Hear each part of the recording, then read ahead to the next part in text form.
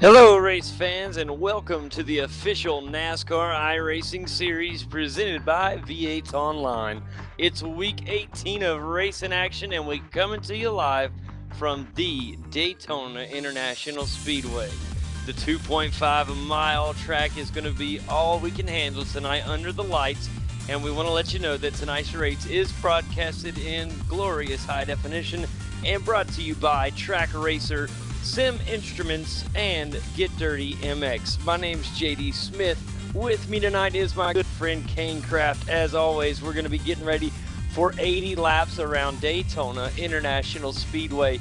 It's been nearly 4 months since our last adventure here at Daytona, Kane. We were here for the 500 as we saw Adam Gilliland take the checkered flag. Tonight's race is going to be a little bit different as it is under the lights. It is midsummer, a 4th of July celebration weekend like no other. Something about the summer race here at Daytona. Yeah, 4th of July weekend coming up. I've seen a couple 4th of July patriotic cars. I know our friend Casey Tucker's going to be driving a patriotic vehicle today. It's got his Daytona paint scheme on, as he's been pre-warning us about. He's got a very cool paint scheme for this weekend. It's kind of cool. It's a very patriotic 4th of July special. I can't wait to see it. Back to Daytona, you mentioned Adam Gilliland won the race last time we were here, but second place was Malik Ray. We seen Malik Ray last week come back from 3 laps down to take victory here, so I'm looking for something special from Malik today. Kane, Malik Ray sure to be a great driver here tonight. But I gotta say something, buddy. We mentioned it last week, and it came true again. Michael Conti has been on a roll lately. The guy literally has been on fire, and I wonder if he can bring it here to Daytona. We've seen it at a road course. We've seen it at a 1.5 mile now, super speedway in the mix. I wonder if he can do it again. But another driver we know that is great here at Daytona is Casey Tucker. You mentioned just a minute ago. He won the Daytona Shootout when we raced here just 1 week prior during the speed weeks in our very own Daytona Shootout presented by V8 Online. Now, that was one of the closest races that I've ever seen in iRacing history. And as we head out tonight, it looks like it's going to be a 32-car field. Adam Gilliland will be back in this field, Kane. So can he do it just like he did in the 500? Well, it's definitely possible. Adam Gilliland's had some great races where he's really done a great job, but he's had a lot of bad luck, and it seems like each race he's really having a great race. That bad luck comes up and stings him right on the backside, and something happens, and he ends up not getting the great finish that he deserved for having such a good race. But maybe he can have that good luck come be on his side as well as the good race, and get back on top for another Daytona victory. Well, Kane, it's going to come down to our picks here in just a moment for tonight's race. But first, I see a driver we haven't seen in quite a while as we see the return of Billy Price this evening. Billy had a wonderful start to his 2014 season, and unfortunately, things have not been great for Billy lately. We haven't really seen much of him lately, Kane. I don't know what's kind of been going on with him, but it is good to see that he is going to be here for tonight's race, and I'm sure hope that we see him for weeks to come. But now it's that time, Kane, before we get ready to look at tonight's starting grid. I want to go ahead and find out your pick for tonight's race. Oh goodness, well, I don't know. Casey Tucker's been doing great, but so has Mike Conti.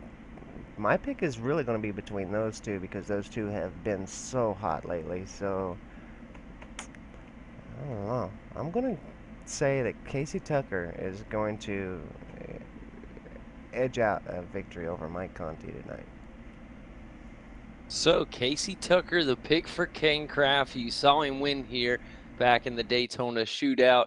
And let's face it, Casey has been really, really good lately. He has just gotten better and better as the season has progressed. And I believe you're going to be right, Kane. I believe that's a great pick tonight.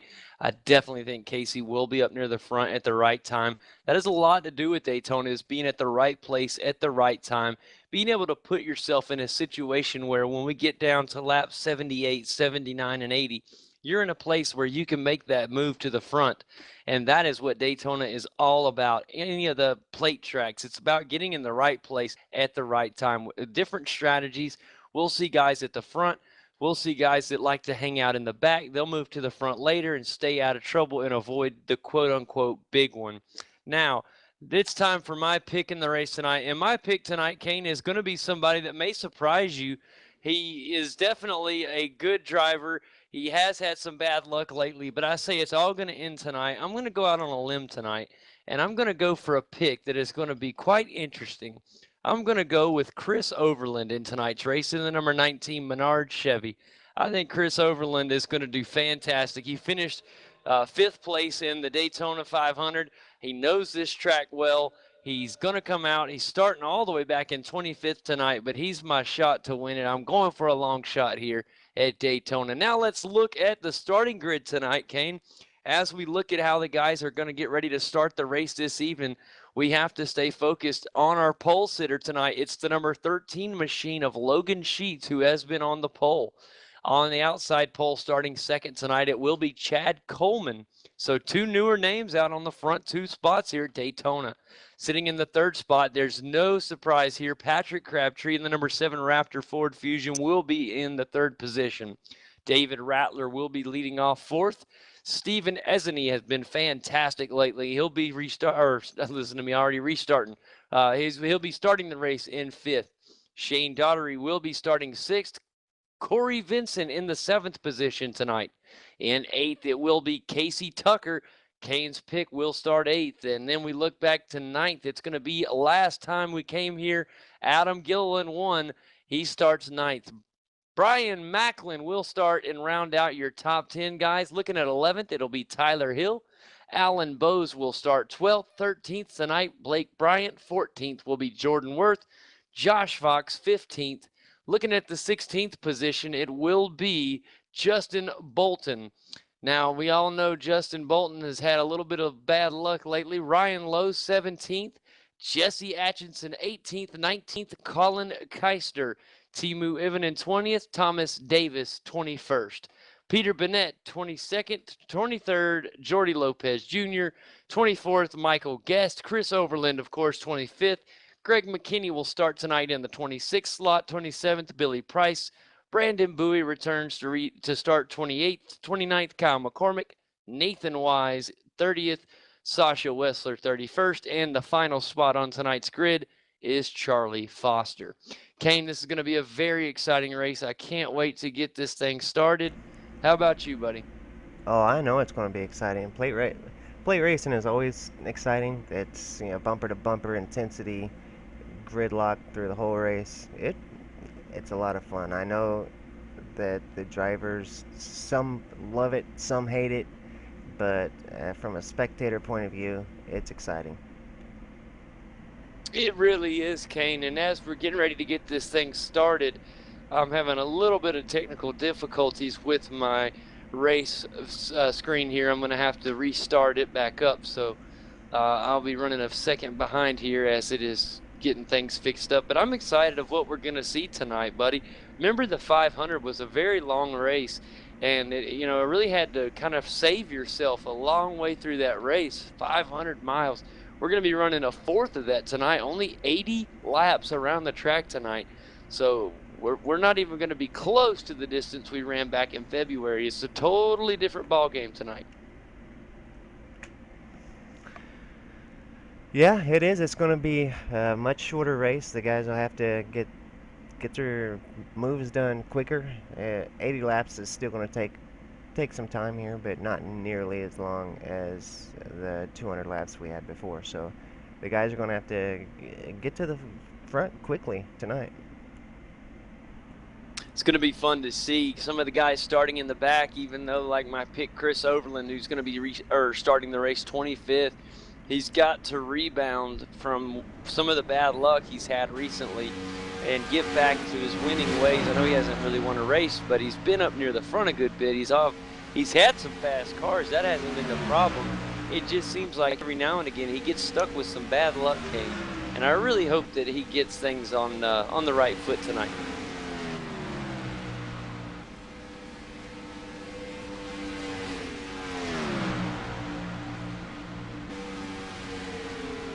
Before we get too far, I want to take a minute, as they're going to be gridding here in a minute or so, to remind everybody about a contest that we're having. Last week we ended the broadcast with a contest, and we said that we wanted everybody watching the broadcast today to take a picture of yourself watching the broadcast. Show us how you watch the V8's online broadcast of the NASCAR iRacing series, and post it to Facebook.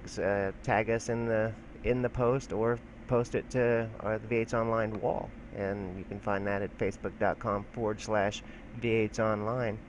And send us that picture of you watching the broadcast, and you could win some content from iRacing, as we'll credit your account with some credits enough to purchase any piece of content from iRacing, and yeah, you could win. Speaking of winning, Kane, we need to get our pictures up there too of us broadcasting the race. Yeah, true.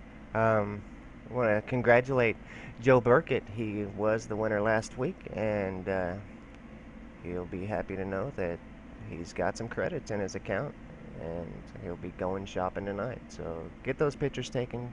We want to see them. Facebook.com/V8's online. So some great news there for Joe Burkett, winning the first week here in this competition, posting his pictures of enjoying the V8's online race last week at Kentucky under the lights. Tonight, Daytona will have a good bit of viewers, but we'll see how many posts to the V8's online Facebook. It'll be fun to see, Kane. Now let's just take a look at some of the around the track now that I have things pulled back up here, and it is so fun. Daytona under the lights. It's a little bit different than during the daytime around here. It's got more grip at night on any of the tracks as the guys are getting ready to get things going.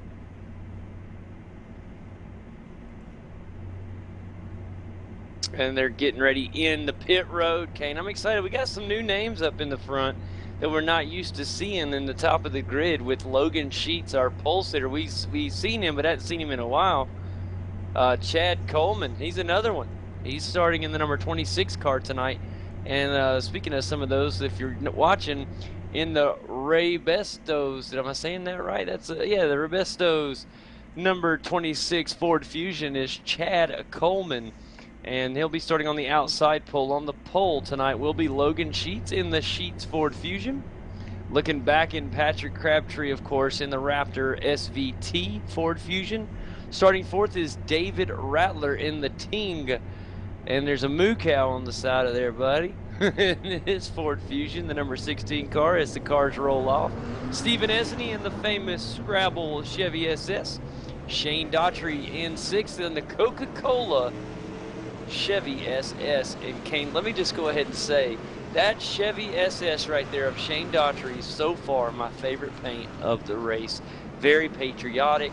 Looks fantastic. In seventh, Corey Vincent in the Astro Chevy. Casey Tucker then in eighth in the Duval Designs 4th of July special Ford Fusion. And Kane, that does look fantastic. He's right. That is an incredible paint scheme. Very classic, very, very American. I love it to death. The gmercer.com with a special paint on tonight as well. He's in ninth. And there's stars and stripes all over that thing as well, buddy. Looks fantastic. Brian Macklin in 10th there. And then Timmy Hill Motorsports Chevrolet is Tyler Hill in the 11th position. Alan Bowes in 12th in the Monster Ford Fusion. Blake Bryant tonight in the Lowe's Chevy. A beautiful silver paint for Blake. Jordan Worth in the Wing Quest Toyota Camry in a new flare of color. It's blue instead of that yellow he normally runs. Josh Fox in the Lowe's Ford Fusion. or Chevy SS, sorry, Josh. Justin Bolton in the Best Western Chevy, Ryan Lowe in the NIS Sports Chevy SS, and that looks fantastic as well. In the Platypus, and it looks like the old papyrus paint scheme, Kane, I love it, is Jesse Atchison in the 18th spot, Colin Keister in the Bass Pro Shop Chevy 19th, and then Timu Ivanen in the 20th spot in the Simroom Chevrolet. That's our top 20 and their paint schemes and sponsors for tonight's race. A lot of patriotic schemes, and we're green. Let's go racing.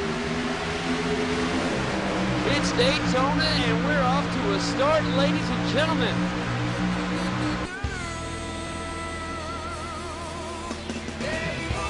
Oh, so far, beautiful start as these cars are tight. We're too wide all the way back to about the 20th position. And now some cars starting to hit the bottom line. Will it be the high side or the bottom line early in this race? Typically in the past, as Logan Sheets is starting to make a move down on the inside. He's being pushed by Patrick Crabtree. I was saying typically the bottom line is where you want to go, but a beautiful job by Chad Coleman up front. He had a beautiful pass. He used the high side to his advantage and then jumped down to the low side. Now it's Logan Sheets down on the inside. He'll try to get around Chad Coleman. And we have for the first time the first lead lap of the day will go to Chad Coleman. What a start to the race already, Kate. Very exciting.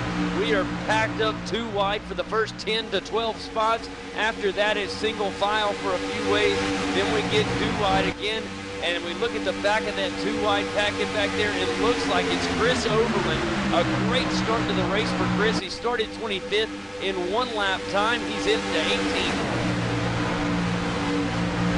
Patrick Crabtree on a move as well. Patrick in the 4th position right now. He is in a perfect spot behind the pole sitter Logan Sheets. And right now he's sitting in 4th. And here comes Chad Coleman to lead his second lap of the race. He's followed closely by David Rattler in the Ting Ford Fusion.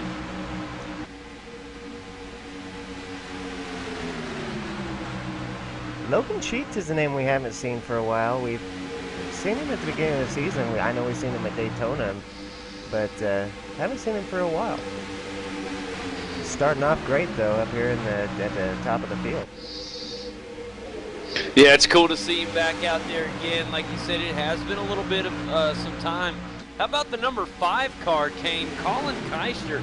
Colin started the race 19th. Currently, Colin rides in the 9th position, and he looks fantastic. He's moving up more positions. He is up right in front of the 16 car of David Rattler. Man, that car is on a move. He wants to get to the front, and the way he's driving, he'll be there in just about a lap and a half's time.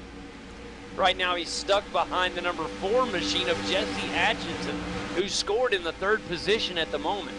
JD, Jesse Atchison brought up the peak gains and losses for the race, and Jesse Atchison has gained 15 positions to get up into that 3rd spot. Yeah, he Colin has Keister's gained 14. He has rode with Colin Keister, and Colin Keister started 19th, so they were right there together, 18th and 19th, Kane, and now up at the front here on lap 5 in 4th and 5th, or 3rd and 4th, excuse me. They have literally been the best of a two-car tandem you can have. These two have rode with each other through the field all the way to the front, and not the bottom. They're using the high side, Kane.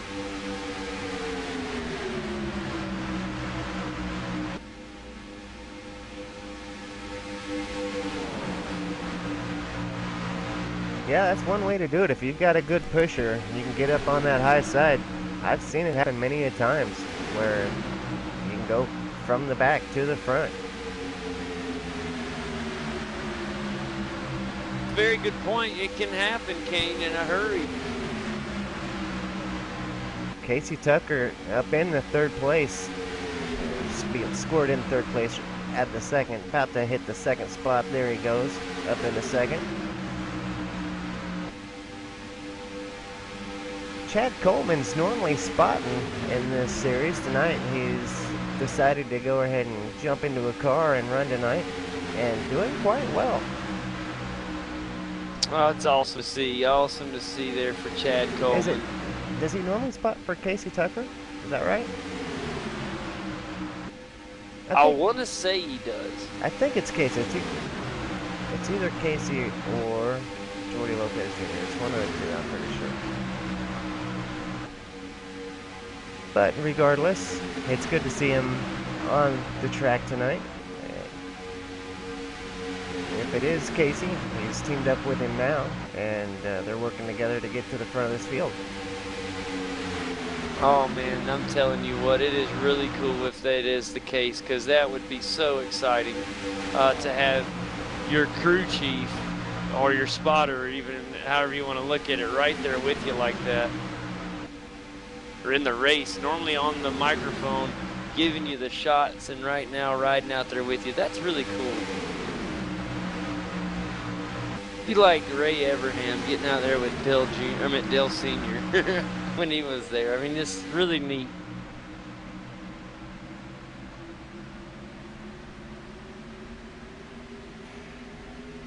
Check on Josh Fox. Last week, Josh Fox had a great race. He really had one of his best races of the season, clear up till about 5 to go.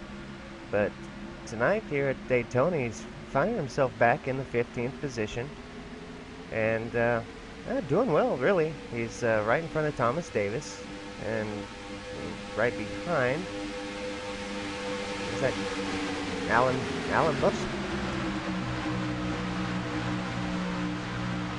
Boy, I tell you what, Kane, already lap number 9. The cars are so tight. We've been green for 9 laps. Casey Tucker right behind Shane Daughtry. Shane out in front in the Coca-Cola Chevrolet, the number 15 machine. He's got Casey Tucker right behind him in second. In third right now, it's Jesse Atchison in the number 4 machine. Go back one position in the 5 car, Colin Keister, then Chad Coleman. And I want to make sure I'm saying that sponsor right, because I've seen it before. It was on old NASCAR. Is it Ray Avestas, right? Ray Bestis, that's it. It's got to be.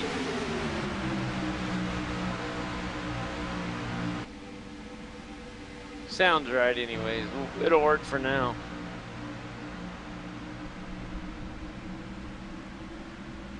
So much action all over the track, Kane. 2 wide all the way up and down. Stephen Esney in the picture as well. He rides right behind Colin Keister up on the high side. And tell you what, we do have quite a bit of pushing down the backstretch up near the front. I like it. Little bump, little push. Makes for some good racing. This is a great track to look at the gyro cam sometime. Really get a sense of the 30-degree banking here at Daytona. A lot of embankment here. Yeah, definitely the gyro cam, something that NASCAR introduced a couple seasons ago. iRacing introduced it as well pretty soon thereafter, and it's awesome to look at how steep this banking really is on this track. iRacing, of course, having laser scan tracks that are as close to the real thing as you're going to find anywhere. They're accurate down to the millimeters, so it really shows the severe banking of this track. That's how they're able to keep such steep speeds through these turns.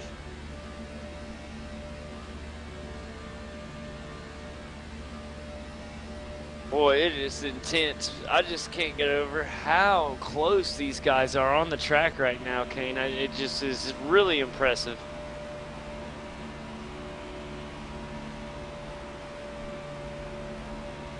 So far, the guys keeping it good and clean.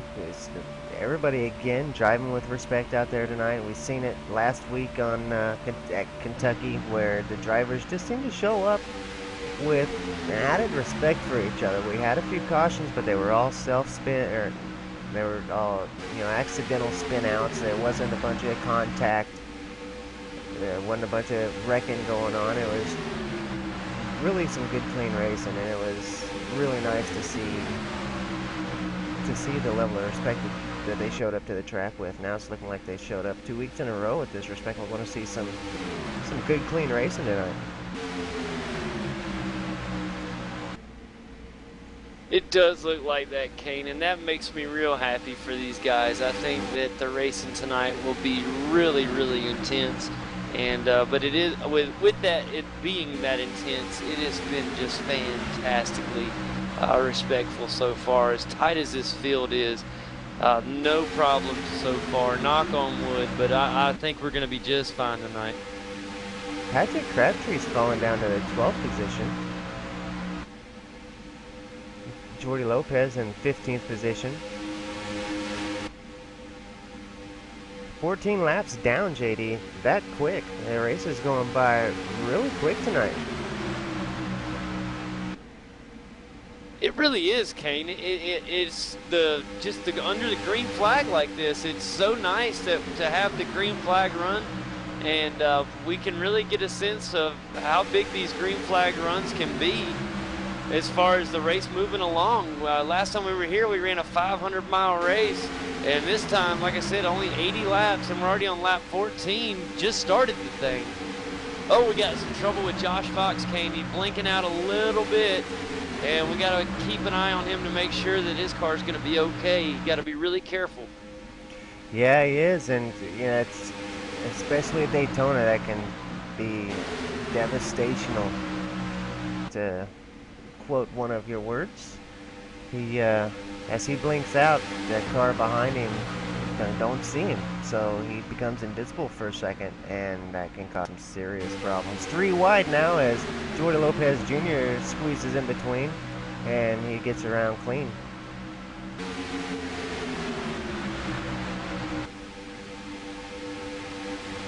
Boy, I tell you what here.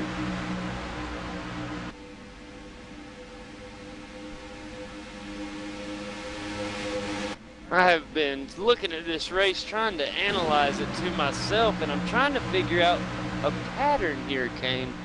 I've been watching up at the front Shane Daughtry, and he has been fantastic so far. He's up in second behind Jesse Atchison at the moment. Jesse looks really good. Of course, he rode up to the front with Colin Keister in the Bass Pro Shops. They have split up for the first time this race. Colin Keister is up on the high side using the high line. Down low, it's Jesse Atchison now being pushed by Shane Daughtry, who's down on the low line. So these two that were team, they looked like they were going to run as a team all race, have split up, and see how they run now.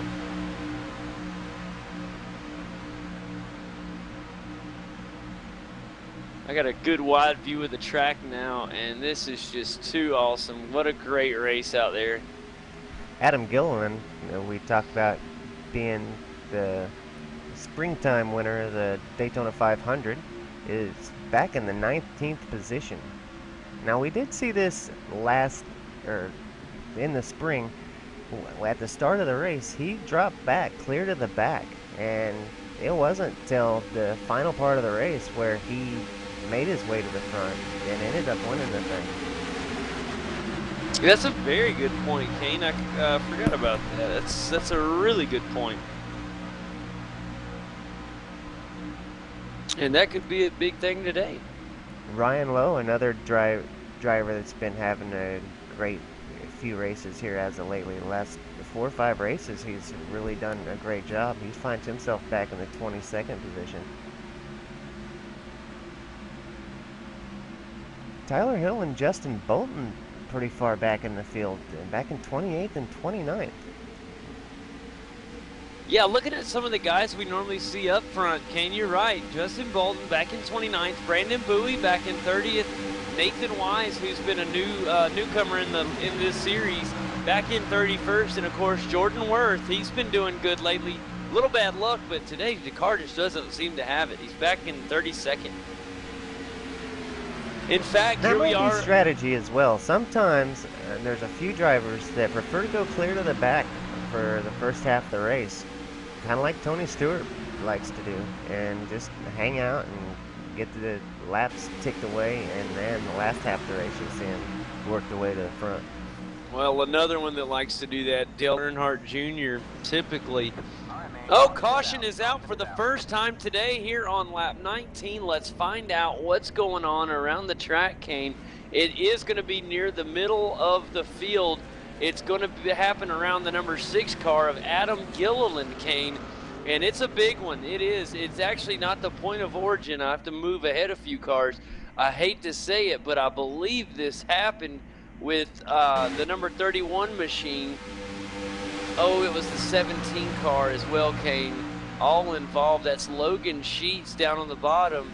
Let's see here. That's Michael Guest in the 17 car. Now, what happens as we look at the replay, he's getting pushed up on the high side. We're 3 wide here, and we see the 31 car pushing, gets a little bit too much of a push on the wrong part of the back, and it spins down into the 14 car, Jordy Lopez Jr. Jordy somehow saves it momentarily, but the carnage happened behind these guys, Kane, and I mean bad.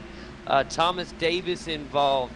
Other cars involved include Adam Gilliland, also involved. Peter Bennett in the 12 machine. In the 32 car, Alan Bowes involved. Just a crucial wreck. We're going to have to look at this from a couple different angles. That was a nasty wreck. That could be our big one of the night.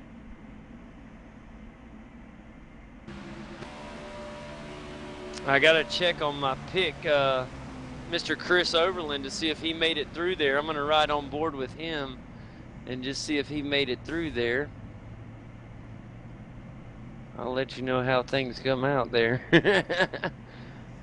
Oh, man, he can see everything busting up in front of him. And he just got on the brakes, got down on the apron, and Chris Overland did a nice job of breaking through all this carnage. Beautiful job there by Chris Overland. All the guys down on the pit road right now. And speaking of Chris, he's in and out of the box. And let's see who he beats out. He's got a lot of cars that are still in the box, so not a bad stop for him.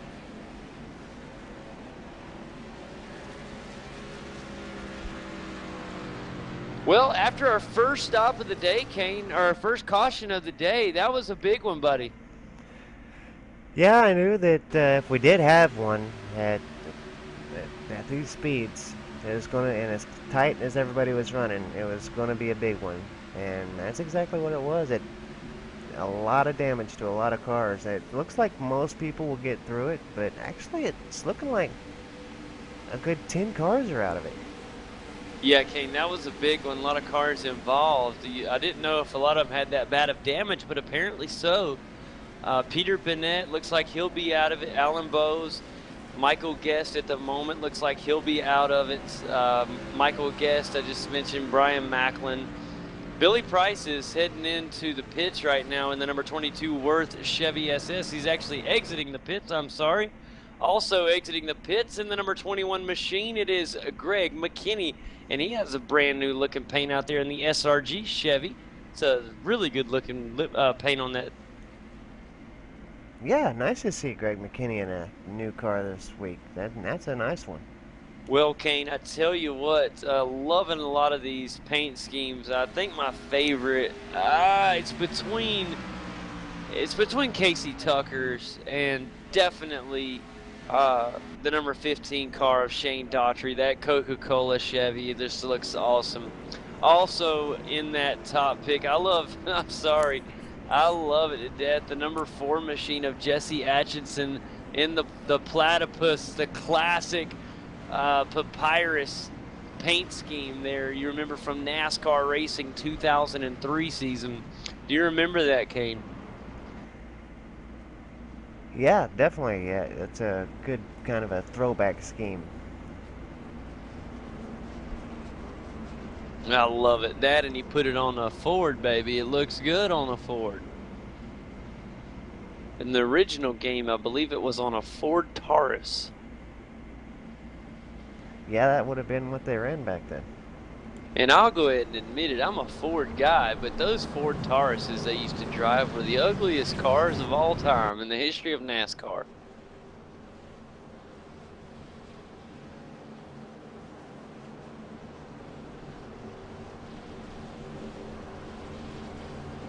That was terrible.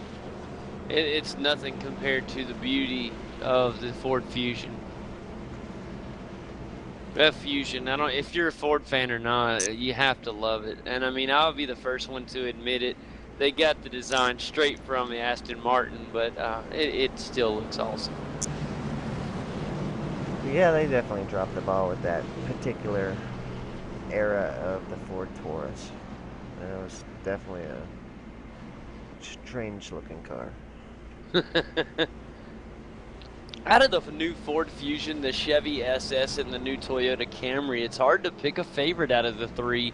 As an iRacer, I own all three of them, Kane. I like switching between them, really. I know that they all perform the same on the sim, but it's really just a preference. The pace car ducks down into pit road. Logan Sheets will take the field to green. A great start by the pole sitter, Logan Sheets. Closely battling in second, it's David Rattler and Corey Vincent, followed by Chad Colmy, Jesse Atkinson, and Patrick Crabtree. Casey Tucker back in 7th, 8th, Shane Daughtry, Colin Keister 9th, and Stephen Esney rounds out your top 10.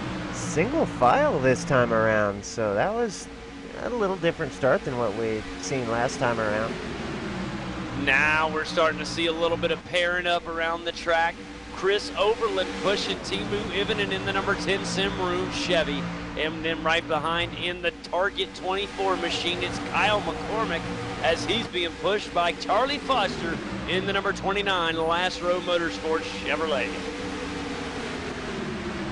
Blake Bryant now in the number 30 Lowe's Chevy SS going the wrong way, Kane. He's fallen. He just lost 4 spots in one straightaway. Something not going right with his car right now.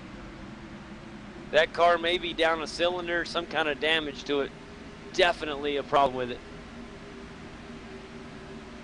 Or possibly just fell out of the draft. I don't know if maybe he tapped the brakes. And I know in these restrictor plate tracks, Kane, if you take your foot off of the gas, it takes a half a lap almost to get back to where you were when you took your foot off the accelerator. That is a humongous loss in time. And I think that's what happened, because now he's back in the draft right behind the gmercer.com Chevy, and he's pulling back up. So yeah, it's not probably a lost. momentum thing here at Daytona. The momentum that you have to keep up is, if you lose that momentum, it just, like I say, it just takes forever to get back together. Logan Sheets restarted in first. He's back to 5th already. The new leader, Jesse Atkinson, he's back in the lead for the 2nd time today. Not and no longer. Stephen Isney has just taken that. You're right, buddy. Not no mo. Casey Tucker to the front now. Steve Esney, his teammate, right behind him, pushing him. Man, you know what, Kane? That is awesome. And now here comes Stephen Esney going to try the high side, being pushed by Jesse. I don't know if it's going to be enough, because here comes Patrick Crabtree, also being pushed by Logan Sheets. The bottom line should prevail here through turns 1 and 2. They should. If Patrick could get up there on the bumper, I think they could definitely have it, but that top line's definitely closer. They've got more push, so right now the top line's got it. Scary moment there for Stephen Esney. We've seen the first big one happen from a wrongful push. Pushing not on the, you got to be right on the center of that back bumper. If not, you're going to get a side of it with the arched fronts of these cars.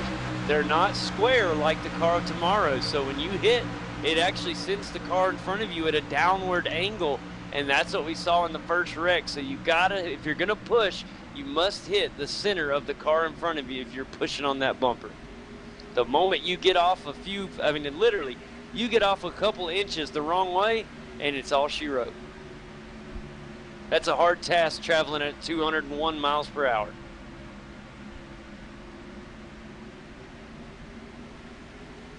Well, you mentioned we were single file at the start, Kane, but we are back to double file now. Here comes Casey Tucker, going to try the high side, see if he can make a move. I don't think he's going to have it because he doesn't have the help right now. Well, Kaiser to the outside. We know that Colin Keister can push, and so he's going to get on the bumper now, and we'll see if he can push him around to the front. Daughtry back there in the number 15 machine. That is him on the high side. He needs to jump down there with Logan Sheets and see if those two can work together. and get back up to the front. They're back in 7th and 8th, and they need to get back up to 1st and 2nd where they started this thing, or close to it. Shane Daughtry actually started 6th. Oh, great. Who got that? Casey Tucker edged out Stephen Esney at the line. So Casey Tucker, the official leader of the race now. And we've had several lead changes so far. I'm worried about Casey right now. He's getting pushed by the number 5 car, Kane, in a scary way. Yeah, there's that. Colin is fast, and now they get down in front. They overtake the lead. What I like about that is Casey didn't leave him up there. He didn't just leave him up there. He waited till they got far enough ahead to where Colin could come down as well. Far too often I see that car. As soon as he gets room, he dives down, leaving the car up top to fend for himself, and they fall straight back. But Colin now wanting that top spot, so he goes to the top. Yeah, they're going to do a swap up front for position, but Casey stayed down on the bottom side, and that just kept Colin up on the high side, and now they're just stuck there. Chad Coleman to the bumper now of Colin Kaiser, see if he can push him to the front. Already on lap 30 of 80, this race moving along in a hurry. I'm going to do a quick rundown of how we run. Casey Tucker in the lead with Colin Keister in 2nd. Stephen Esney in the 3rd position with Chad Coleman in 4th. Jesse Atchison rounds out your top 5 with Shane Daughtry. Well, now Patrick Crabtree in 6th. 7th, Shane Daughtry. Chris Overland 8th. Logan Sheets in the 9th position, and Corey Vincent rounds out your top 10. Jordan Worth up to the 11th position with David Rattler 12th. Charlie Foster 13th, Timu Ivanen 14th, Jordy Lopez 15th, Tyler Hill 16th, 17th, Sasha Wessler, Justin Bolton 18th, Brandon Bowie 19th. Rounding out the top 20 is your winner from Daytona 500, Adam Gilliland. Cal McCormick 21st, 22nd, Nathan Wise, 23rd, Greg McKinney, 24th, Blake Bryant, 25th, Josh Fox, Thomas Davis 26th, Ryan Lowe 27th. And right now, Ryan Lowe in danger of falling out of that draft, Kane. He's got both Ryan Lowe, Thomas Davis, and Josh Fox all out of the draft right now. Also, Blake Bryant out of the draft.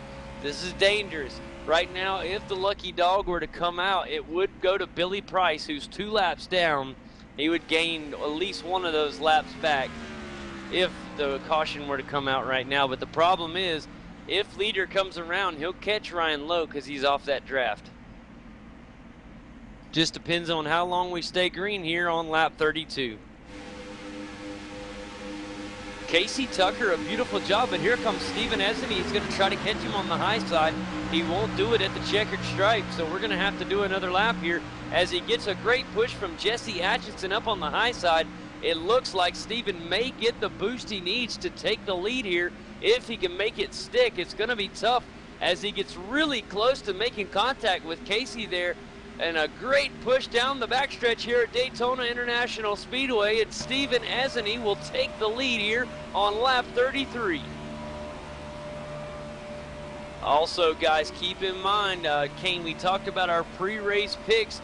As you pick Casey Tucker, who rides in the 2nd place, my driver started 25th. He's up to 9th at the moment and starting to creep into the picture. It's the number 19 Menard Chevy of Chris Overland. I'm liking my long shot pick, buddy. Yeah, you can't go wrong with Chris Overland. He's got speed each and every week. He's one that does find himself in some bad luck sometimes. Kane, but he is clicked fast. out. What? He is. There he is. He's clicking in and out bad. Well, hopefully his connection will stabilize. It did. I think it's back. I'm sorry, I didn't mean to interrupt you, but he's lost a couple positions. Oh, go back to what you were saying about him, buddy. I apologize there. Yeah, he's definitely one that you can't go wrong picking him. He's fast, and sometimes he's much faster, it seems like. I mean, he's just a very skilled driver. And there he goes again, clicking out, back in. That's awful dangerous. I hope it stabilizes and he's able to finish his race there, but yeah. Not what he wants to have right now. Very distracting. Sasha Wessler trying to make his way up through this field. He's in 14th at the moment, and he's being pushed by the number 14 car of Jordy Lopez Jr. We haven't talked much about Jordy tonight. He barely missed a wreck earlier, somehow escaped it with no damage or minimal at most. And he's riding in 13th right now. You think he's kind of part of his own plan right now? I do want to mention Chris Overland. Sorry to not answer your question, but they must have let Chris know that he is blinking in and out. He's riding the top line, staying out of everybody's way, and I like it. He's not still trying to race for position, still getting in everybody's way. They let him know he's blinking. He's waiting for it to stabilize out of everybody's way. And that's just part of that respect that I said. It seems like the drivers are just being more respectful than what we've seen in the past. And it's showing right now with Chris Overland staying out of the way with his connection being hooked up. That's a great point, Kane, and you have sensed that. I have sensed that as well this race. Very much more respectful around the track as a whole. Sometimes when you have 32 drivers on one track, it's hard to find that, but it's definitely here tonight. Nathan Wise now trying to make a move up into the in the number 27 car. He's in 19th right now. He's trying to get up a few positions. He's having a tough day. I do want to mention... I'm watching Justin Bolton drive around the outside. He's just passed 3 cars on the outside all by himself, getting ready to make it 4. This guy's so fun to watch. Caution is out, guys. Caution is out on the track. Let's find out what is going on around the track. Looks like it's going to be Josh Fox and Blake Bryant, maybe? That is, I think you're right, Kane. Maybe Josh Fox and Blake Bryant. I see where the origin of contact was made, and it looks like the same way it is a wrongful push. If you don't push on the middle of the bumper, you get on the back right or left quarter panel a hair, and it's going to send the nose of the car down. And it happened again here, Kane. It actually T-boned and Josh Fox a hard lick into the safer barrier. And that is definitely not what Josh Fox wanted. Yeah, he wasn't off by far either. No, he wasn't. Very sensitive. Was an unfortunate deal. I think that net code might have played into that one a little bit. Because he wasn't really off that far, and he wasn't pushing that hard, so just one of those incidents. But he definitely hit the wall hard. Yeah, net code, I think, did play a part in there as the cars were kind of in one another for a second, too. Kind of glitchy.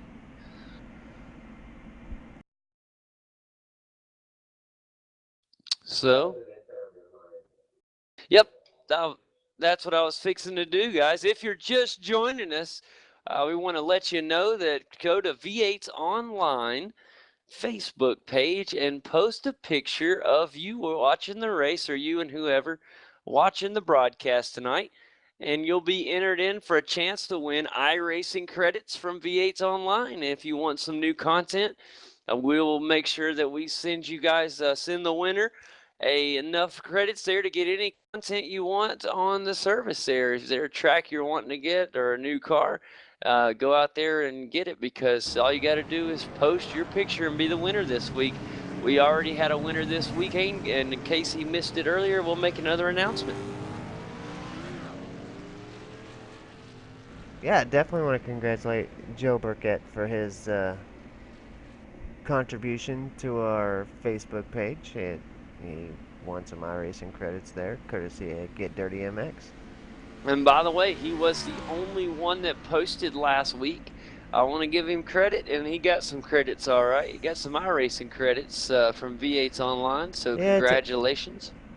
And yeah, everybody else does kind of have an excuse. We didn't announce that contest till the last, what was it, like 2 laps left of the race. So today we're announcing a little earlier, giving everybody some time. And it don't have to be live. When you're watching the race back, a day or two from now, that's still okay. Take a picture of you watching the race and post it to the Facebook page. See it there on your screen, facebook.com/V8s online. We'll see it, or you can tag us in the picture. In the pictures you upload it to your Facebook, as long as we're tagged in it, we'll see it, and you'll be eligible to win some iRacing credits. So show us some love, and you might just get some credit. And crazy pictures are good. We want to see how you guys watch and enjoy the broadcast each week. We really thank you guys very much for watching every week, week in and week out. And so now's a little chance for you to show us that you like watching the show, and we'll go this week we'll have another winner and show some love in return. Right now, Kane, here we are, lap 40, the halfway point in the race. Greg McKinney almost to a halt on the backstretch here at Daytona, and he's listed as the leader right now. Of course, that's not correct, I don't think. I think he's waiting for traffic to catch up or something.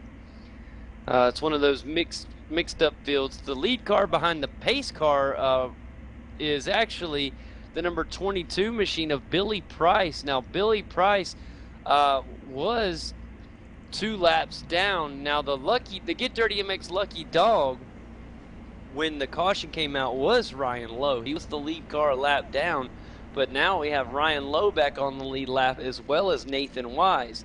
So explain that. I can't explain it, guys. Yeah, I was too busy doing the replays to pay much attention to what was going on there, but yeah, interesting. Yeah, I did. As soon as the caution came out, the first thing I wanted to do was look at the lucky dog, and I immediately looked at who was a lap down, the lead car, and it was Ryan Lowe. And he got his lap back, I see that, but so did Nathan, so that's interesting.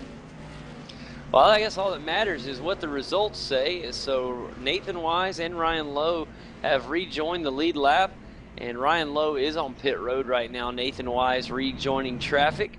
And now there's 26 cars on the lead lap. Josh Fox is 1 lap down, but unfortunately right now he is in the garage area. Doubtful is the word that he will return.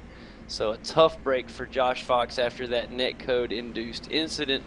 Billy Price 2 laps down, but he is on the track. In fact, he's going to get a wave around, Kane. Yep, there he goes. As he stayed out through the caution so he could get a lap back, and that's exactly what happened.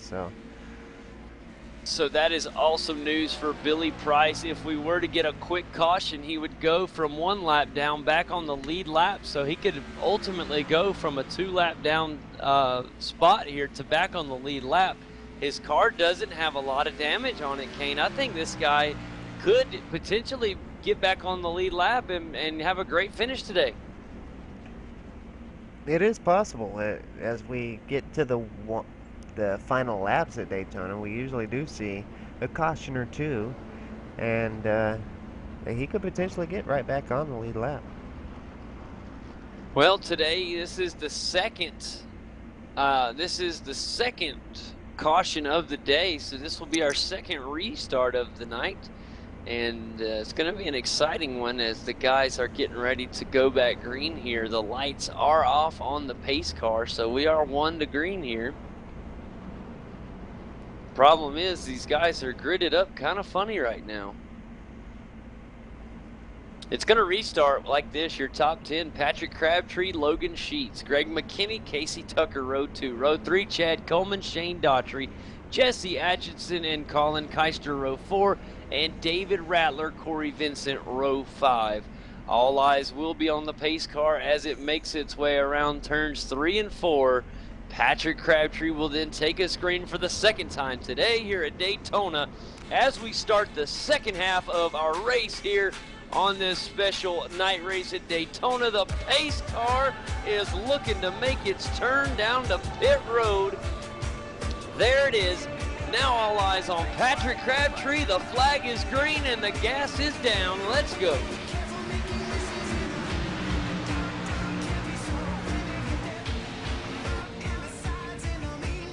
Oh, it's a great start for Casey Tucker.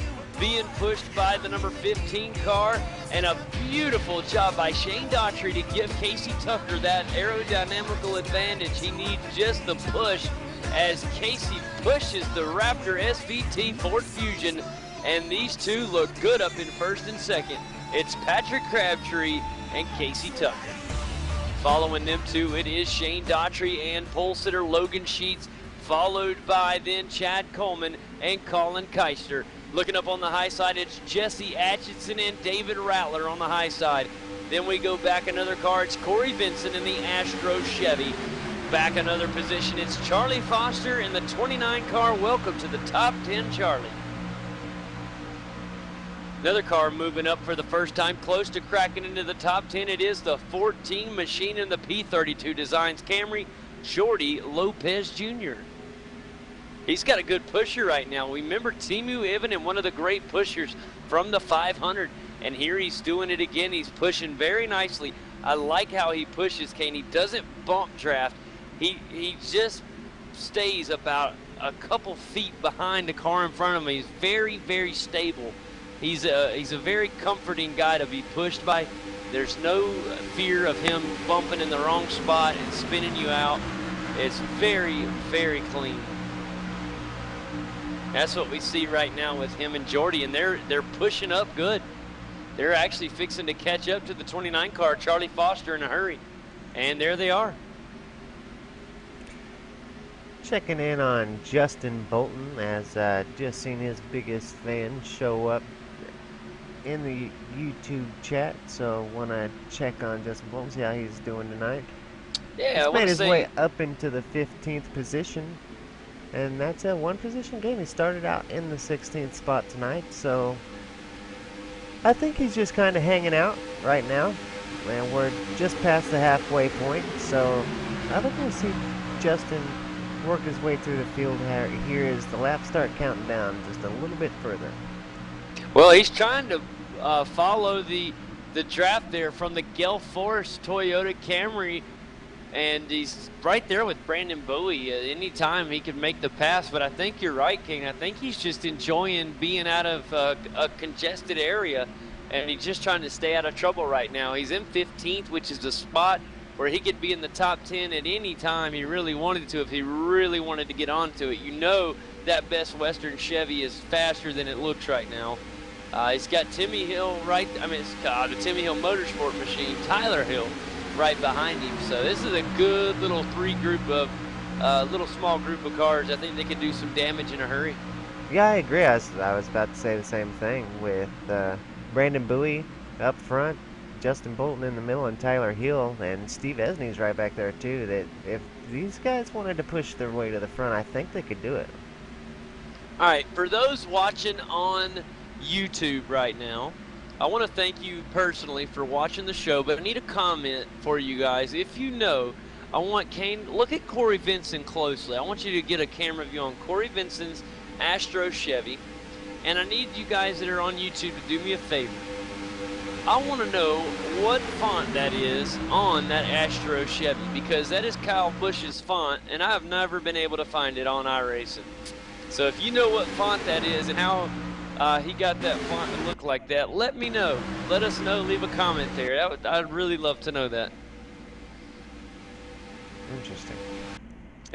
Did you notice that, Kane? I've always heard that Kyle Busch's font is not on iRacing, but there it is right there in front of us.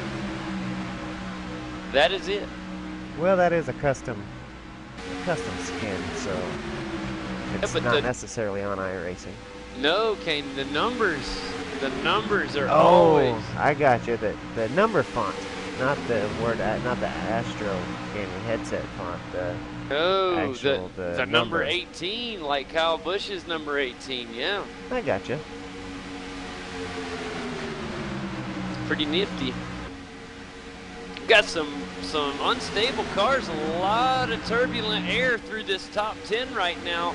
Patrick Crabtree leading the way, but right there on the high side, it's Chad Coleman, then Casey Tucker, Shane Daughtry, up in the 4 car, Jesse Atchison.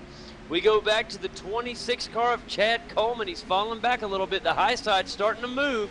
Here comes down on the bottom, Shane Daughtry. Shane Daughtry back to the front. Beautiful job by Shane Daughtry. Now the pole sitter Logan Sheets will tuck in behind the leader and do a little pushing. Looked like he couldn't decide there if he was going to push or try to go underneath, but he Yeah. decided to go ahead and push and not have a catastrophe. He was a little undecided on that one.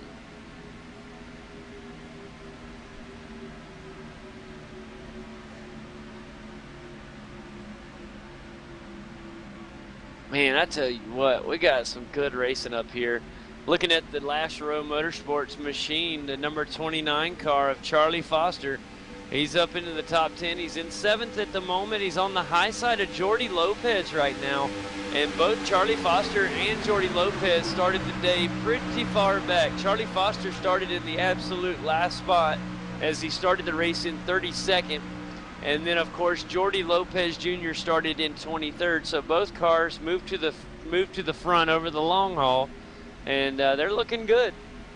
David Rattler's number 16 team Ford Fusion is looking good. He's pushing Jesse Atchison right now on that high line. Be interesting to see if they can take the lead here. They got some mo. It's like they hit a wall of air once they got up there, about as equal as Shane Daughtry. And they just hit a wall of air and it slowed them down. Rattler kind of backed off there, like, I don't know, so they were going through the turn, like, and they let off the gas a little bit and lost that momentum, and it just kind of slowed him down a bit. But he's caught back up now. Usually once they catch back up, we'll see him. Bad news for Brian Macklin, Kane. He was in 10th, and right now his screen is blank. He could have just had a disconnect. Yeah, he's 30 laps down, so he might have came back in, had another disconnect. It's looking like some pretty bad connection issues there for Brian Macklin. Yeah, that was a tough day for him. Started 10th. I hate to see that. A lot of guys that were good days starting out had bad days. Peter Bennett, Alan Bowes out of the race if you're just joining us, Michael Guest. Now some of these guys were from that initial big one at the beginning of the race. Josh Fox has just went out recently. And then Jordan Worth is 3 laps down, Kane, and right now he is in the garage area. He's 3 laps down. I think his day may be done. Billy Price, though, is the potential Get Dirty MX lucky dog. He is the only car that is a lap down, so if we were to get the caution, it would go to him. That is correct. He's got a good pusher right now. The number 21 machine of Greg McKinney in there. Those two look really good right now. Greg McKinney in 22nd. He's got some ground to cover. And then we go up ahead. There's a 3-car tandem right here. We got 19 car of Chris Overland, the 6 car of Adam Gilliland, and the 27 machine of Nathan Wise. That is 21 through 19th right there. And then we move up a little bit to Tyler Hill in 18th, Justin Bolton in 17th. Justin Bolton, remember, he fell back some positions earlier. He's just been kind of taking it easy. I think he's kind of waiting to put the moves on here. 3 wide. Whew, that was close, but some good driving prevailed there as they got 3 wide, and almost it looked like it got a little scary there for a second, but everybody's patient and let it thin out and then got back in line.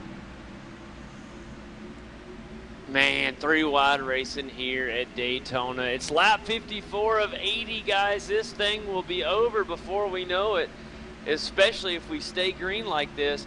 3 wide now as Steve Esney's going to the far outside. Oh, 3 wide racing. It's Steven Esney, the 29 machine of Charlie Foster in the middle lane, and the 14 of Jordy Lopez Jr. It is tight bumper to bumper. At any moment, this thing could go. Guys, this is tight racing here in lap 54 at Daytona.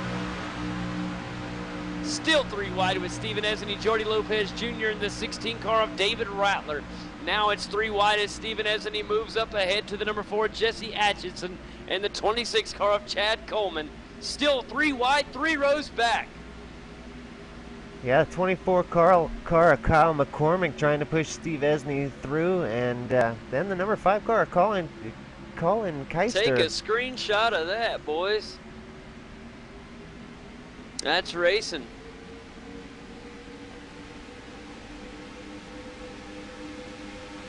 Now, You 3 gotta have the wide is feeling. much more difficult at Daytona than at Talladega. Daytona's quite a bit more narrow, and Talladega has quite a bit more room. It's not nearly as tedious as here at Daytona. You can get 5 wide at Dega. That would be virtually impossible here at Daytona. It is so narrow compared to Talladega. And you're Kyle absolutely McCormick's right. made his way even up past Steve Esney. Gonna push Casey Tucker up through. And while all this is going on, Shane Daughtry is up at the front of this thing, just riding nice and clean. He's got to feel confident here. His car has definitely been one of the stronger ones today, if not the strongest. Logan Sheets, your pole sitter, has been enjoying second place. One thing we haven't talked about to this point, Kane, is the temperatures in these cars. A place where we have seen cars blow up before. You draft too long, you forget to look at your temp gauge, and you don't get out to get a little air in those engines. Next thing you know, your day's done. So that could become a factor on this long green run we're having right now. And then if it stays green, these guys may have to pit again, Kane. I believe they will.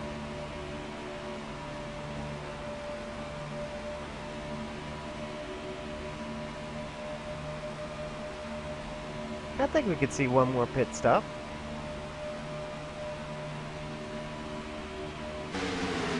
Justin Bolton in traffic now. He's right behind Jordy Lopez Jr. Down on the inside of him, it's Sasha Wessler in the unique design Chevy. The 28 car trying to get up to Timu Ivinen in the Sim Room Chevy. A fun little battle up here. Also involved in the last row Motorsports, it's Charlie Foster. He fell to 11th. Up in 10th is David Rattler. Colin Keister up in the 9th position. Jesse Atchison is listed in 8th. Kane, we got to remember Jesse Atchison and Colin Keister, they started the race together all the way back in 18th and 19th. They're listed in 8th and 9th now. We saw them pushing together early in the race. You have to think we'll see them do the same once we hit about 10 to go. Jordy Lopez up on the high side. We're 3 wide again. Jordy is wanting to make a move. The problem is nobody to push with him up top. Yeah, it's awful difficult to get any traction when you're up there all by yourself. Usually all that ends up happening is you lose a lot of positions. You just got to think at any time this could be just a huge wreck. It's like just gets so tense when we're 3 wide. One little jerk of the wheel from the force feedback and boom, you've ruined about 10 cars in this race. Tyler Hill, beautiful move up the center lane. He's following, he's following Justin Bolton. And the number 8 car, the Timmy Hill Motorsports Chevy, is looking pretty good right now. And he's got a good little route there. Now we see Jordy go down to that middle lane, or what now would be the high lane.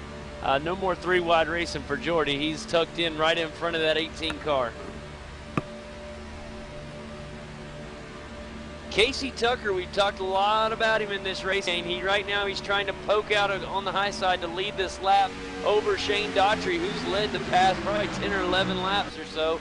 And Shane Daughtry looks like he is going to continue to lead this race. We saw right there, Casey got out there for a good little bit. He's got a new pusher in Kyle McCormick in the Target Chevy. And that's an awesome Target car. We all know that is one of Kyle Larson's paint schemes.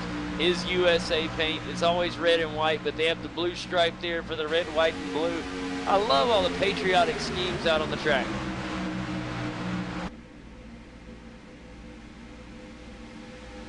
Boy, Shane Daughtry's got this thing figured out, Kane. There's several benefits to leading the race here at Daytona. One is you're out front. What can happen? You're not going to be involved in somebody else's wreck unless somebody just rams you from behind. Okay, so you're in about the safest spot on the track. Number 2, you're not behind anybody, so your car won't overheat. And number 3, you're already winning. You don't have to do anything but hold what you got. That's why if I'm racing, if you can, you go to the front and stay there as long as you can. That's my strategy. I know a lot of guys believe in going to the back, but just so many things can happen in the back versus up in the front. If you look at wrecks at Daytona and Talladega, 9 out of 10 wrecks at these restrictor plate tracks happen between positions 10 and 30. So it's always mid-pack, and 9 out of 10 times it is anyway. So the safest spot is at the front, in the front 5, or the back, the very, very back. But the danger of being in the back, Kane, is falling out of that draft, and we've seen that with a couple cars today. It happened to Billy Price earlier. Billy is a lap down, but also now who's fallen out of the draft is Thomas Davis. This is dangerous. This is really dangerous for Billy Price, because if our leader, Stephen Esney, were to come down and pass Thomas Davis, he would be the new Get Dirty MX lucky dog, and that would hurt Billy Price, because that would also put Billy down 2 laps, and he wouldn't be getting one back. Billy is hoping for a caution real soon. In the meantime, really tight up here in the top 10. Kane still really close racing up at the front. Stephen Esney right now trying to do his best to hang tight. His car looked a little unstable there. He's on the high side, right behind the 24 car, Kyle McCormick. He's up beside Patrick Crabtree in the Raptor SVT Fusion, and it's just so tight through here. It's very, very scary. I just keep feeling like something's going to happen. The tires don't have as much grip as they did when we restarted. The fuel tanks are getting a lot lighter. These cars are starting to fishtail a little bit more than what we saw earlier.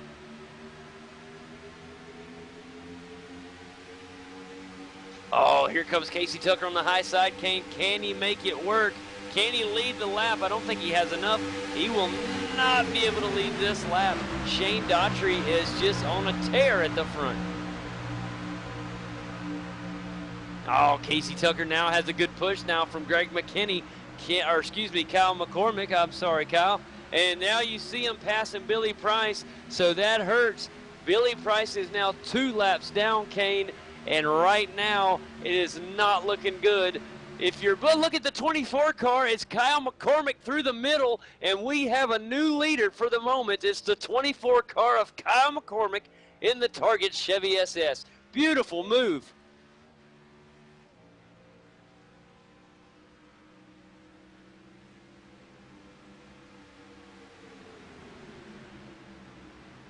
Oh, that is so tough news for Billy Price there. And Kyle McCormick is the official leader, guys, of our race. But back to what you were saying, Kane, that is very, very disappointing for Billy Price. You know that he was doing all he could to try to get back on the lead lap here. And sometimes it takes more than skill. It takes a little bit of luck, and he just didn't have any luck there. Now you'll see Thomas Davis getting put a lap down. And this is dangerous, guys. Watch the 11 car to make sure he gets through this traffic. And you see him on the high side now. He's got to be careful because he's got faster cars coming by. Now he'll try to fall in the draft, which is very difficult to do. Yeah, because you kind of let off a little bit and lose some of your momentum so that they can get past you a little bit quicker, so you're not blocking them up so much. And it's just so difficult to get that momentum back quick enough to stay in the draft. Exactly, and that's exactly what Thomas is feeling right now. He is feeling that loss of draft because he fell in behind the draft, but he had lost so much momentum falling back through the pack that now he's out of the draft again, and that really hurts. Checking on Justin Bolton again, he's made his way up to the 12th place. Tyler Hill has made his way around him and is up in the 10th place. But I expect we'll see Justin Bolton trying to make some moves to get to the front of this field here. We got less than, we're at about 12 to go. Yeah, buddy, this thing is really getting down in a hurry. And at this point, I think these guys are staying green, buddy. Or not staying green, but they're staying out. There's no pit stops. They can make it. If they didn't pit already, they can make it to the end of this thing. And here comes Justin Bolton on the high side to make it 3 wide here at Daytona. He's up on the high side of Charlie Foster and trying to move up a couple positions. He might get squeezed in with Keister up there. A close move. He has to lose a little bit of that momentum. But Justin Bolton's still on the high side here on 3 wide at Daytona. It's lap 69 of 80, and we're 11 laps to go.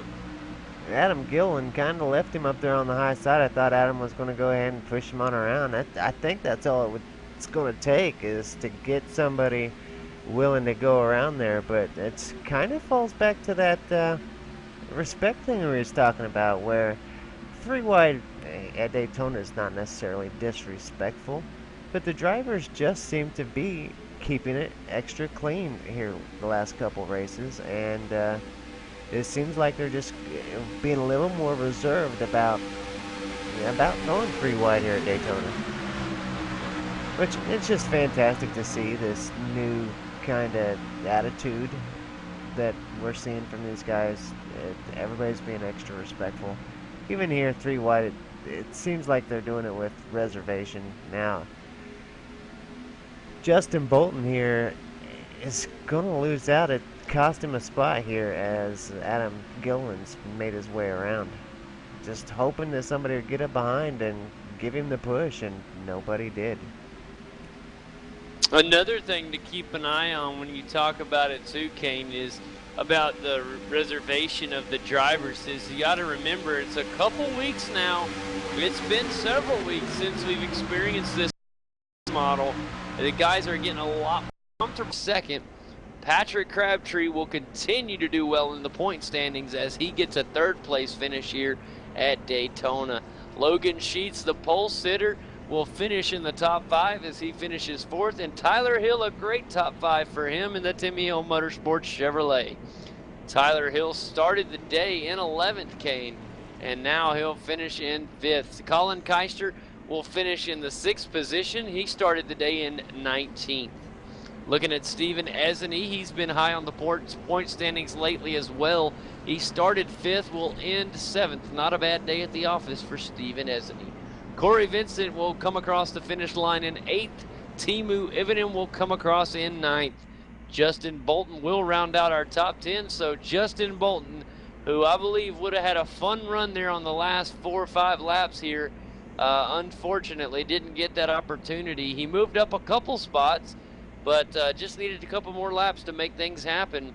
And Justin Bolton will get the top 10 though, so not a bad day for Justin. He started 16th and finishes and rounds out our top 10. JD, I do want to say that we've got a first-time viewer on the race tonight, so I just want to say welcome to not only him but all the viewers. Welcome to all the people watching today, and especially the first-time viewers. Not only do we broadcast the NASCAR iRacing series here on Wednesday nights, but be sure and check us out on Friday nights. Friday nights about 9 o'clock Central. We broadcast the VA Supercars Americas series, and we broadcast the NASCAR iRacing series here on Wednesday nights. And here it is. Let's finish it off, buddy.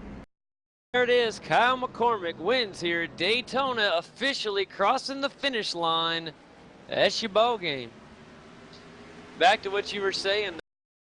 That's absolutely right, buddy. We really like to welcome brand new listeners. It's so great to have you guys, or viewers and listeners. I didn't get in the field tonight, and so we'll be looking hopefully for him next week and see how he does. Remember, he has been the hottest thing since any driver I've seen this season. He has been so on fire. And yeah, we got us a driver to come in here. Let's bring in Kyle for a quick word. Kyle, how you doing, buddy? You got a copy? I'm doing pretty good. How are you guys?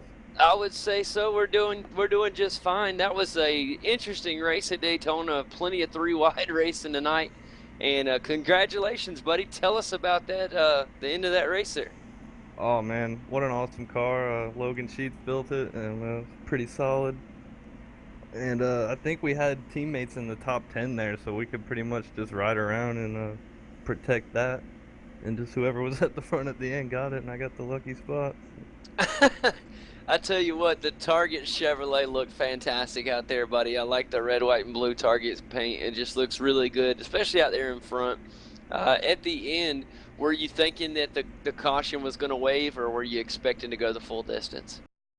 Oh no, I was pretty certain the caution was coming out. Yeah, I had a feeling it was. When you got so many guys up there that tight together and everybody's thinking about a win that's in the top 15, it's going to happen. It's almost inevitable. And one of the things I mentioned at the end of the race was, boy, how much we really need green, white checkers. And Kane pointed out the reason why we don't have them yet, but I think that is something we could have in the near future. Yeah, I think if on the plate tracks we wouldn't have many cars left with green, white, checkered, but the other tracks we'd have some good finishes. I agree with you. Maybe if they do green, white checkers, maybe just do the one and done like we did when we first adopted the green, white checker into NASCAR, where, you get one, but if you blow that one, it's over. So interesting, but all in all, a big win, man. You win at Daytona. That is, I don't care even if it's not the 500. Still, winning at Daytona is still awesome, man. You want to get some big names today. Yeah, that was nice. We ran out of gas probably 200 feet from the line at Dega, so we get redemption from that. But I just got to thank all my teammates. That was awesome job by everyone. Absolutely, buddy, and tell them thank you. And man, we appreciate you having you on the show, Kyle. Best of luck to you next week. In fact, I got to look up where we're gonna be next week. New Hampshire. Oh, we're gonna be at New Hampshire. I love New Hampshire.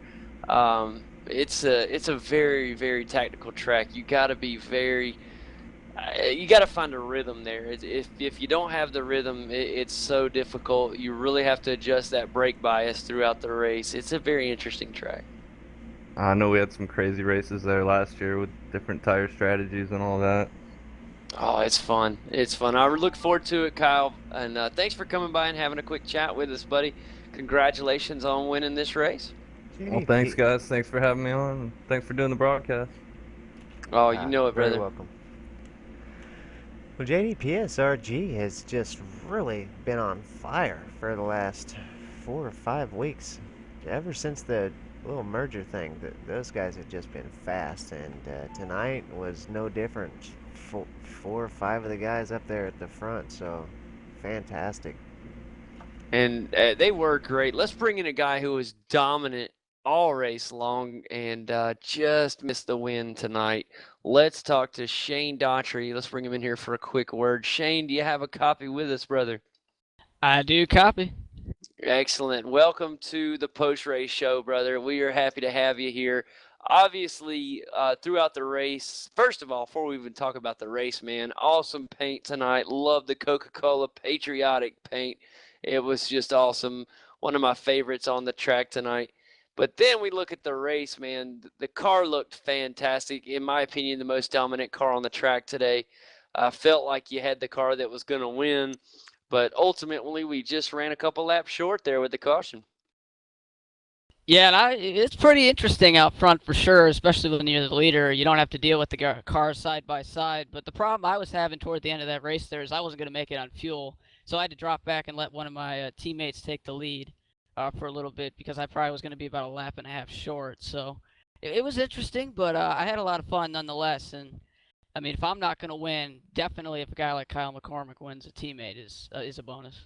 Well, especially like you guys did in finishing 1-2 like that. Of course, y'all had all kind of guys up here. Y'all have really been doing great since the merger, as Kane just mentioned right before we brought you in for this interview. But you guys are doing fantastic, man. Y'all keep up the good work, and it's exciting. I'm telling you, I did not realize, now that you mention it, I forgot there. We had a long green run there before that final caution, or 2 cautions there. I didn't realize you guys would be getting that low on fuel. I know that you probably weren't the only one. Yeah, actually, we were planning to pit on around lap 40, so that was just a lap shy of our fuel window, so we had to save a little bit under caution there, a little clutching action, but nonetheless, I think for sure if I would have rode around a little bit longer, I would have been better off on fuel, but we still made it nonetheless. Oh, awesome finish tonight. Get out of here. Yeah, definitely want to thank all my teammates on PSRG. Just one of I think for Super Speedway Racing, we were absolutely dominant tonight. I think. Want to thank everyone who supported us. Checkered Flag Interactive. You can check them out at checkeredflaginteractive.net. They're your guys do a great job. But I also commentate Edge, one of the truck leagues they cover. So it's a lot of fun. None of the guys feel up in the booth watching all those cars go around. It's definitely enjoyable. Also want to thank SD Graphics, facebook.com/SD Graphics. That is the painter. I own SD Graphics, and I was able to come up with Great paint on the car. Tell us a little bit about it. Roger Wagner from X Factor Designs painted it, and It's sheet strips and energy strips. They're great to wake you up in the morning. Yeah, man, I need to get some of those. I tell you, if they work, I'll need some. But it's a great paint. We've seen it before. We haven't seen you on the track in a little while, buddy. It's good to see you out there. Yeah, I've been a little busy with caught up in college, and that's kind of when I stopped my. Best of luck to you Friday, man. And anybody you want to thank before you jump out? Yeah, just Logan for making the setup. Everyone else on PSRG. I've been back and forth in New York the last couple days, so I haven't really had time to practice or anything. But other than that, it's been fun. So just happy to hop on tonight for the first time in a while, get a setup and go race and be competitive. Absolutely, Yeah, buddy. after Well, missing Kentucky, I was hoping for a good week. yeah, man. Well, Kentucky was probably good you missed. It was a caution fest Oh, I for heard. a lot of it. Yeah.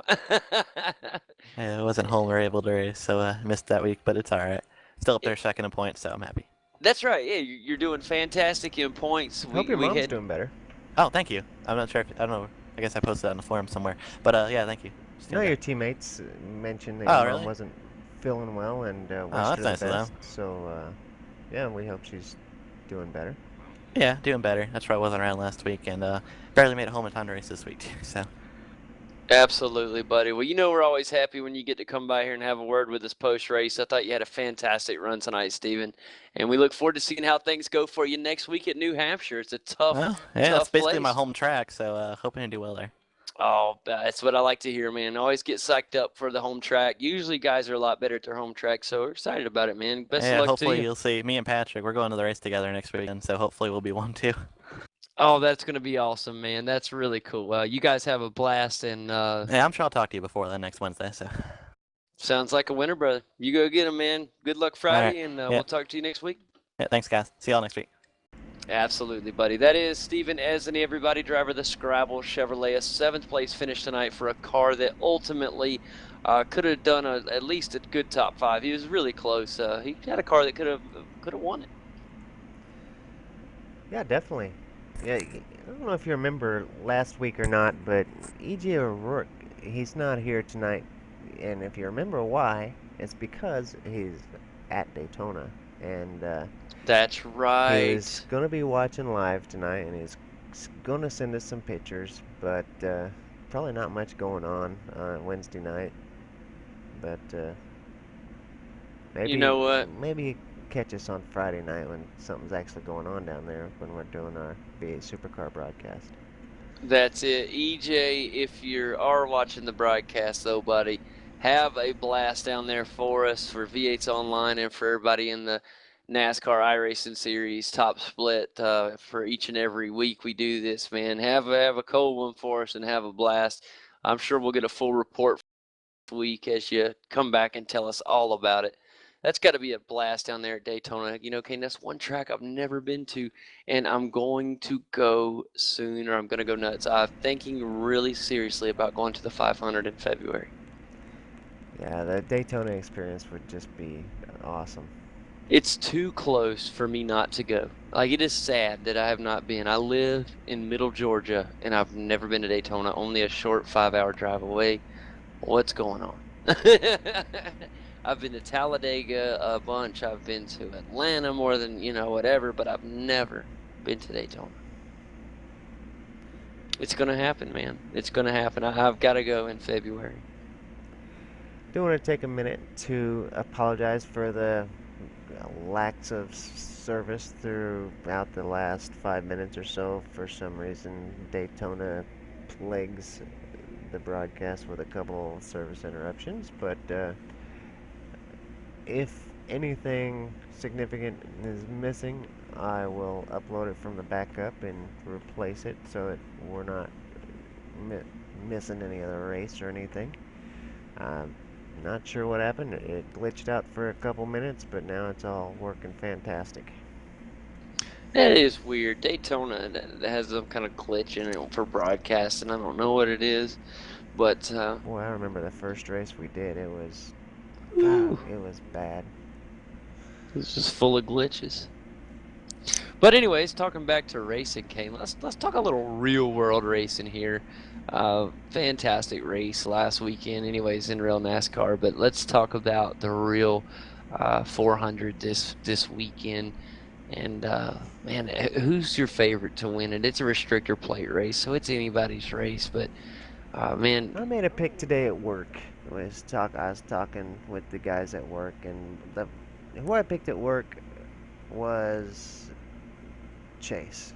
I think it's about time that he wins. So I picked Chase Elliott to win at Daytona.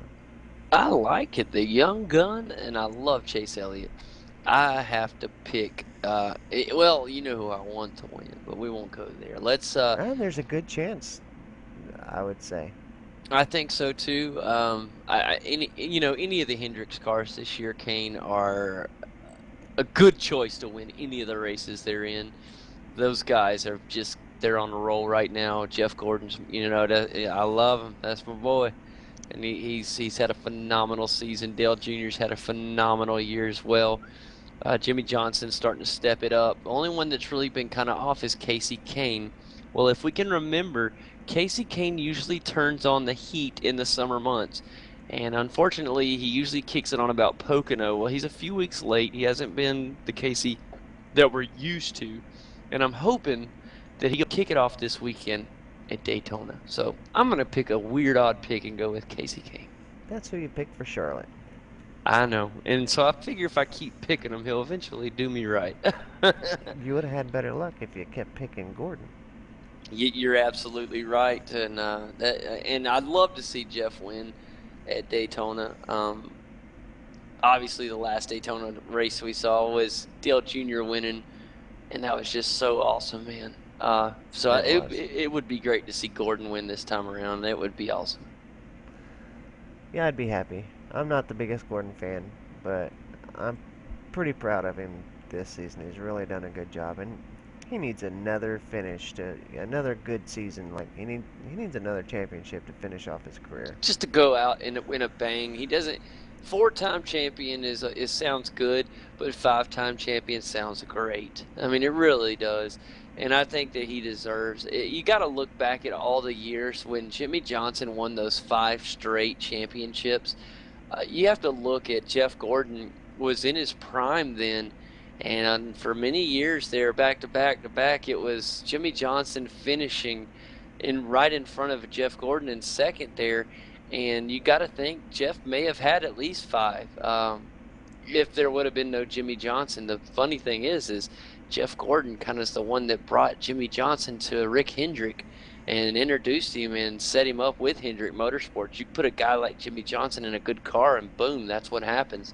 It's really funny. It's kind of like Gordon kind of stepped on his own foot there, but I don't think he'd take it back for the world. Him and Jimmy Johnson are good friends, and Jeff Gordon owns part of that car now, so I think he's pretty happy.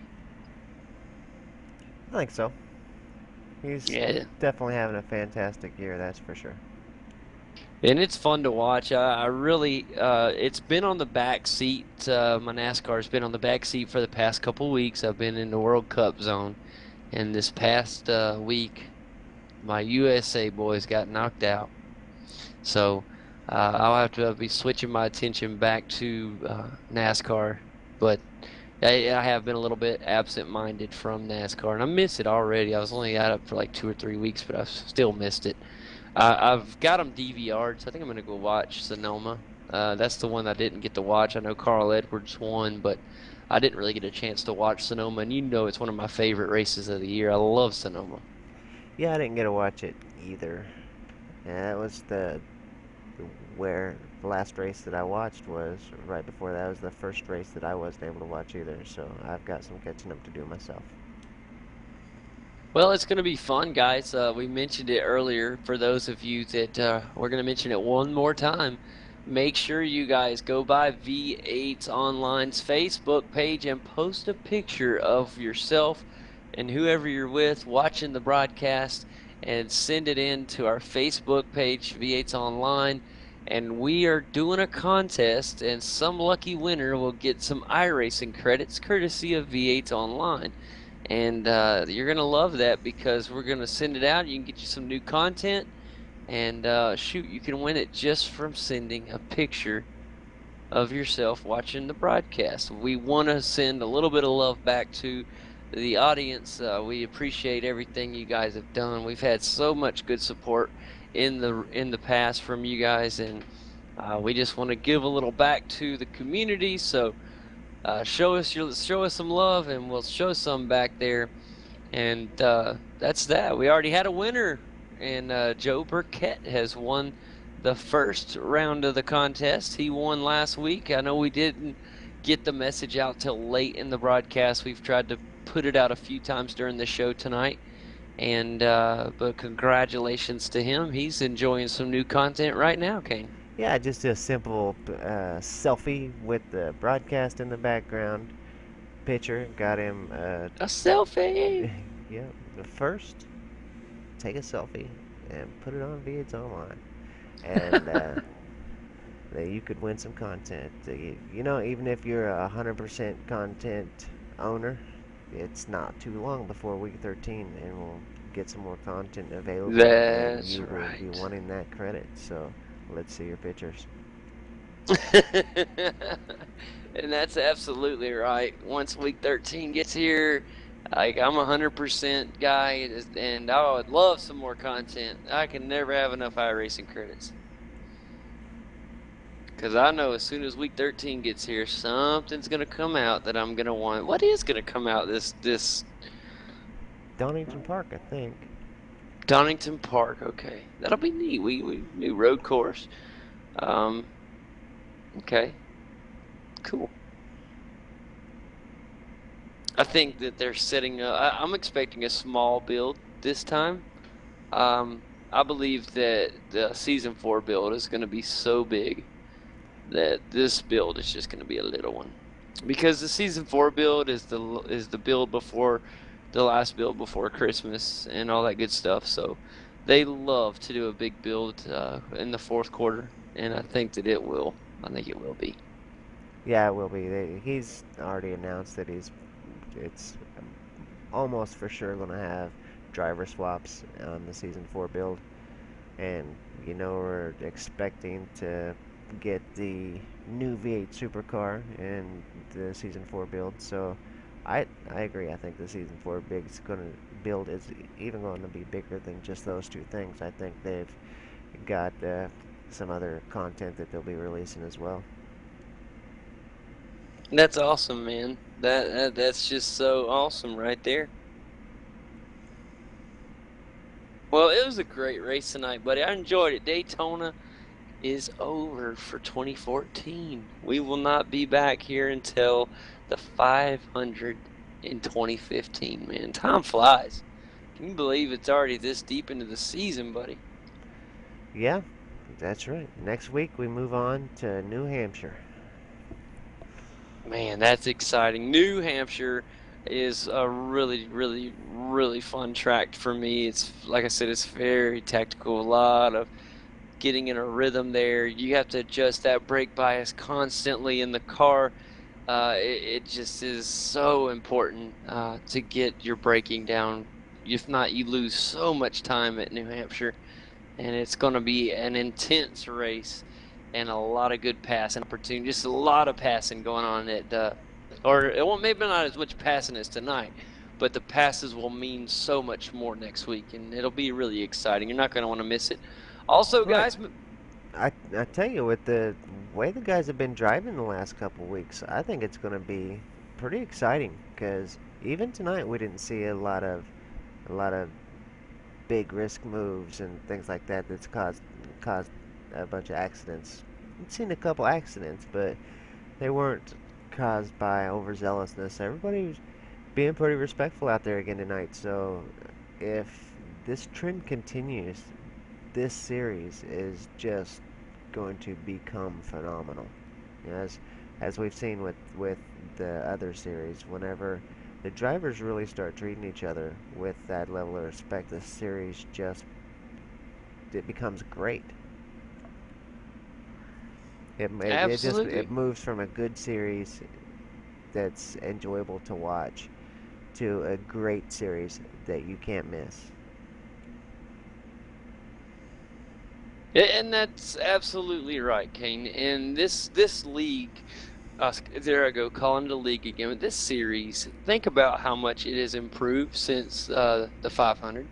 Oh, yeah, tremendous. It's the improvement that we've seen in the NASCAR iRacing series since we started this season back in February has been tremendous. And the improvement that we've seen just the last few weeks has been equal to that. I mean, it's we did all that improvement up to just 2 weeks ago, and then we've improved that same amount just in the last couple weeks. So where we go from here is just going to be great.